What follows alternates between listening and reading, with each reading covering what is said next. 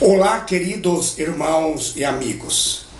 Que a paz gloriosa de nosso Senhor e Salvador Jesus Cristo seja com todos.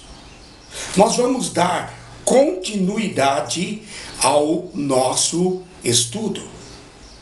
Aqui está o meu caderno. Somente neste caderno temos registrado mais de 400 estudos bíblicos. A nossa intenção é levar os irmãos e amigos a refletir sobre alguns assuntos muito importantes. Quem convence é o Espírito Santo.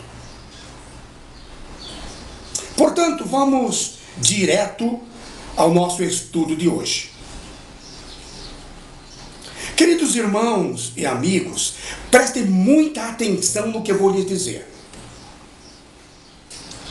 A palavra alma em hebraico é nefesh e em grego é psique.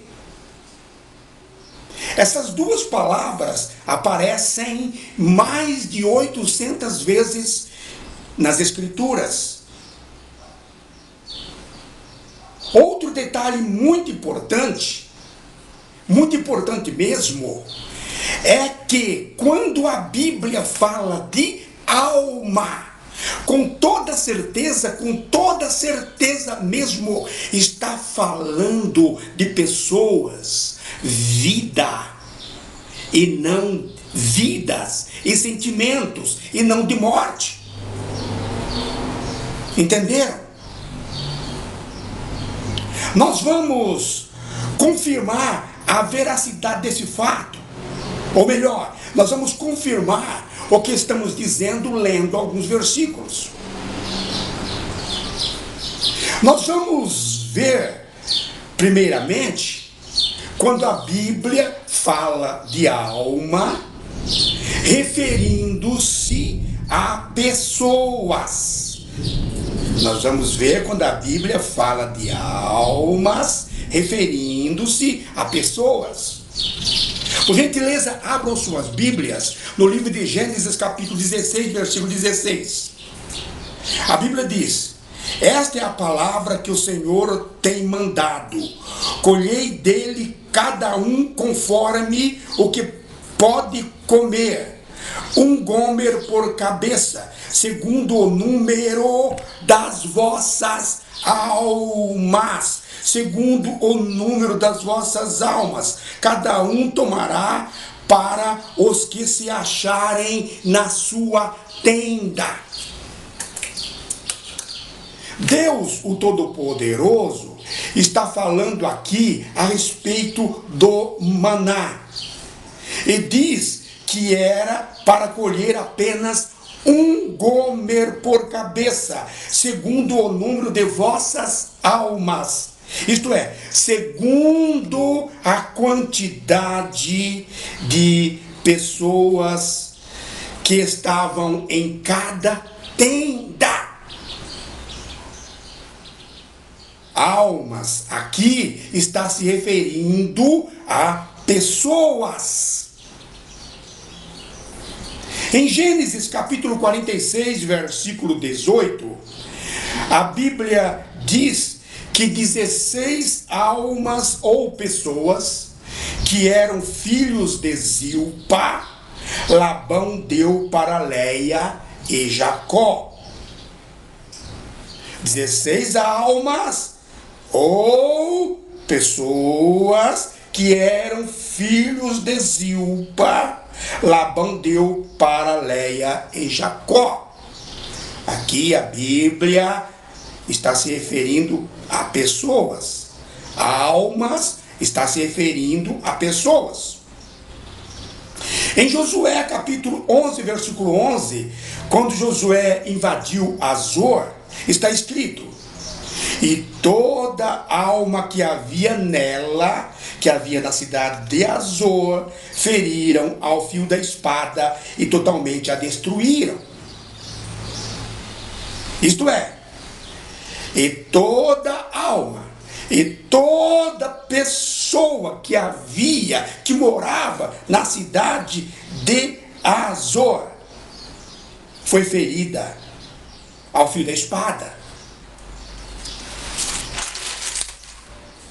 Em Atos dos Apóstolos, capítulo 27, versículo 27, falando do naufrágio do navio que levava o apóstolo Paulo a Roma, está escrito: e éramos ao todo no navio 276 almas, 276 pessoas. A palavra alma está se referindo aqui a pessoas.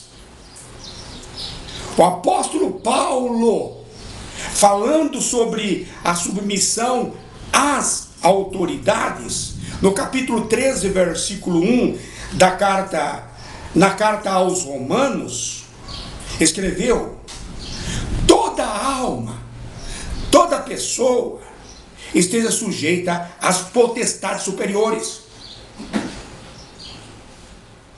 Meus queridos irmãos, amigos, como podem perceber claramente, todos esses versículos, e tem muito mais,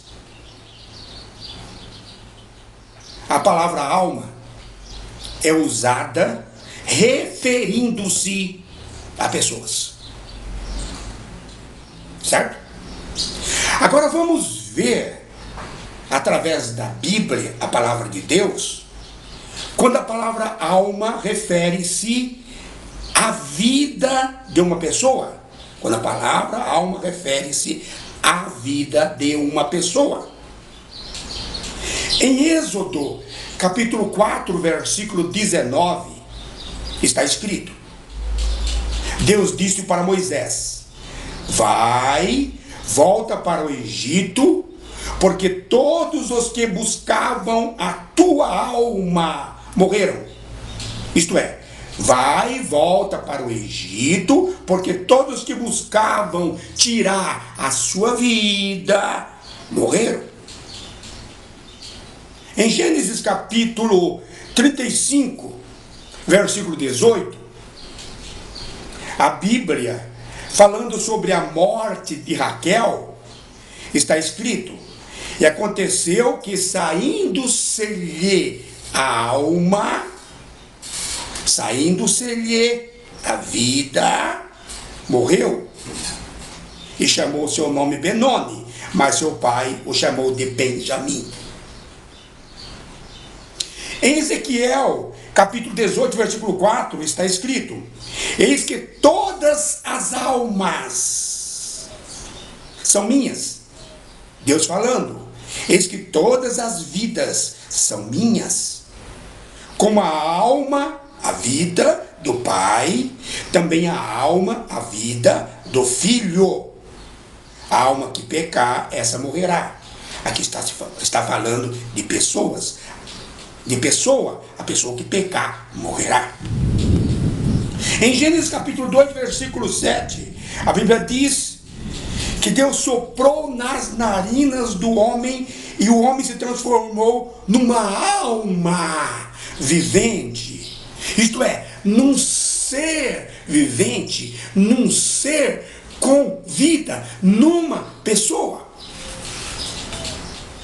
No Evangelho segundo Mateus, capítulo 16, versículo 26, Jesus, o Cristo, disse: pois que aproveita ao homem ganhar o mundo inteiro se perder a sua alma, se perder a sua vida? Que adianta o homem ganhar o mundo inteiro e não ganhar a sua salvação, e perder a sua vida, e ser destruído quando ele voltar para buscar os seus escolhidos, a sua igreja? É por isso que eu sempre digo, queridos irmãos e amigos, nós não temos alma, nós somos almas viventes. No Salmo de número 56, versículo 13, Davi disse: pois tu livraste a minha alma da morte. a minha alma da morte, a minha vida da morte, como também os meus pés de tropeçarem, para andar diante de Deus na luz dos viventes. Salmo 103 diz: bendize, ó minha alma, ao Senhor, e tudo que há em mim bendiga o seu santo nome. Bendize, ó minha vida, ao Senhor, e tudo que há em mim bendiga o seu santo nome. Está falando de vida. A alma aqui está se referindo à vida. Vejamos agora, queridos irmãos, quando a palavra alma está se referindo a sentimentos, Jesus, o Cristo, no Evangelho segundo Mateus, capítulo 26, versículo 38, quando estava lá no Getsemane, disse: a minha alma está cheia de tristeza até a morte. Ficai e velai comigo. Jesus não disse: a entidade que está dentro de mim está profundamente triste. Quem estava profundamente triste era ele, Jesus. Estava triste, sozinho. A minha alma está cheia de tristeza até a morte. Jesus estava triste. Aqui a alma está falando de sentimentos.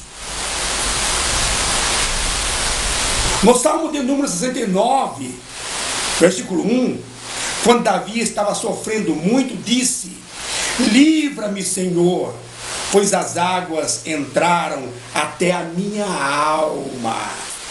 Ele estava falando que a tristeza tomou conta de sua vida. Ele não estava falando de uma entidade espiritual. Entenderam? No Salmo de número 88, versículo 3, está escrito: porque a minha alma está cheia de angústia e minha vida se aproxima da sepultura.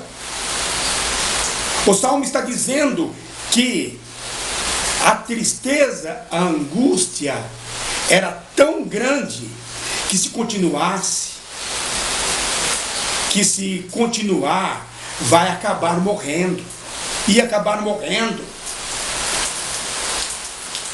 A alma está aqui se referindo a sentimentos. Queridos irmãos e amigos, são dezenas e dezenas de versículos que falam de alma, referindo-se a pessoas, vidas e sentimentos. Isso está bem claro nas Escrituras. Reflitam sobre isso. Nós vamos explicar agora o significado da palavra espírito. O significado da palavra espírito. A palavra espírito, em hebraico, significa ruach. A palavra espírito, em grego, significa pneuma. Pneuma, de onde veio as palavras hidráulica, pneumática, pneu, que significa ar, vapor. No Salmo 104, versículo 29, diz: escondes o teu rosto e ficam perturbados. Se lhes tiras a respiração, o fôlego de vida, o espírito, morrem e voltam para o seu pó. Fôlego de vida é espírito, ar, vapor. Em Tiago, capítulo 2, versículo 26, a Bíblia diz: porque assim como o corpo sem o espírito está morto, o corpo sem o fôlego de vida, o corpo sem o oxigênio está morto, assim também a fé sem as obras é morta. Em Gênesis capítulo 2, versículo 7 está escrito: E formou o Senhor Deus o homem do pó da terra, e soprou em seus narizes o fôlego de vida, que é o Espírito. E o homem foi feito alma vivente, um ser vivente. Foi feito uma pessoa, transformou-se numa pessoa com vida, transformou-se numa pessoa com vida. Deus soprou nas narinas do homem o fôlego de vida, que é o Espírito. Não soprou nas narinas do homem nenhum ente espiritual, nenhum ser espiritual. Em Eclesiastes capítulo 12, versículo 7 está escrito: e o pó volte à terra como o era, e o Espírito volta a Deus que o deu. Muitos poderão dizer: é isso mesmo, o Espírito volta para Deus que o deu. É isso mesmo, o Espírito volta para Deus que o deu. Não falei? Eu estava certo. Não, não é isso mesmo, queridos irmãos e amigos. Quando uma pessoa morre, não significa que o fôlego de vida, que é o Espírito, que o vapor, o fôlego de vida, o Espírito, como se fosse uma entidade, como se fosse um ser espiritual, cruza o espaço e vai em direção ao trono celestial e lá fica ao lado de Deus. Isso não existe. O fôlego de vida volta a Deus porque foi Deus quem o deu. Foi Deus quem o deu. É o ar, é o oxigênio, é um sopro. Nada mais do que isso. Meus queridos irmãos e amigos, no nosso próximo e último comentário, falaremos sobre alguns versículos bíblicos que falam de alma e espírito, que muitos interpretam erradamente, que muitos fazem confusão. Falaremos também sobre o purgatório. E tem muito mais, e tem muitas novidades. Acompanhe o estudo conosco. Que Deus, o Todo-Poderoso, abençoe grandemente e maravilhosamente os irmãos e amigos. E reflitam sobre tudo o que nós estudamos, sobre tudo que nós comentamos. Este é o nosso objetivo. Amém.